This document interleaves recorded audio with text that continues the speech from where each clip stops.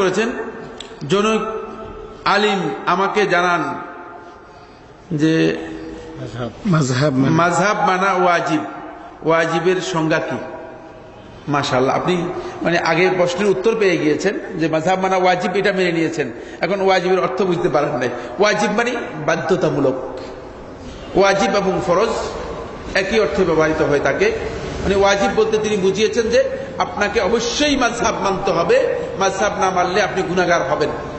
মানে ফিকহুল হানাফিতে, হানাফি মাযহাবের মধ্যে ওয়াজিব বলতে বোঝায় এটি বাধ্যতামূলক বিষয়, যদি কেউ কোনো কারণে পরিহার করে তিনি গুনাহগার হবেন, তার এই কাজটি শুদ্ধ নয়।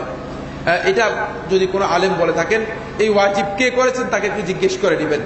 এটি ইমাম আবু হানিফা রাহমাতুল্লাহ আলাইহি করেন নাই, কোনো ইমামও করেন নাই, রাসূলুল্লাহ সাল্লাল্লাহু আলাইহি ওয়াসাল্লাম করেন নাই, সাহাবীরাও করেন নাই, তাবেঈরাও করেন নাই, ইমাম আবু হানিফা রাহমাতুল্লাহ আলাইহি করেন নাই। এই ওয়াজিবটা কে করেছেন সেটা তার কাছ থেকে জেনে নেবেন। কত সালে ওয়াজিব হয়েছে সেটাও জেনে নেবেন। এটি একটি ডাহা মিথ্যা ফতোয়া, কোনো বন্ধু দিয়ে থাকলে ভুল ফতোয়া দিচ্ছেন, তিনি না বুঝে বলছেন, তার এই বুঝ তৈরি হতে হবে। এটি কোনো আলেম ফতোয়া দেন নাই। কারণ মাযহাব হচ্ছে অভিমত, ব্যক্তির গবেষণা।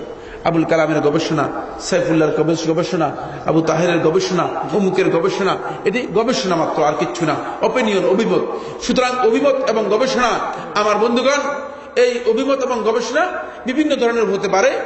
এই গবেষণা অন্য কাউকে কোনো ব্যক্তি তার গবেষণার জন্য বাধ্য করা হারাম, জায়েজ নেই।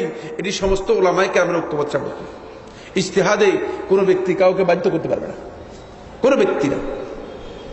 এমনকি ইজতিহাদুল কাদি এর মধ্যে, তাফসিরাতুল হুকামের মধ্যে ইবনে ফরহুন রাহমাতুল্লাহ আলাইহি উল্লেখ করেছেন, ইজতিহাদুল কাদি, কোর্টে বিচারক যদি কোনো ইজতিহাদ করে, তার ইজতিহাদেও তিনি অন্য কাদিকে, অন্য বিচারককে কি করতে পারবে না, বাধ্য করতে পারবে না, যেহেতু এটি ব্যক্তিগত গবেষণা, ব্যক্তিগত চিন্তাধারা। এজন্য ব্যক্তিগত ওপিনিয়নকে কারোর জন্য বাধ্যতামূলক যদি কেউ বলে থাকে তিনি ভুল বলেছেন।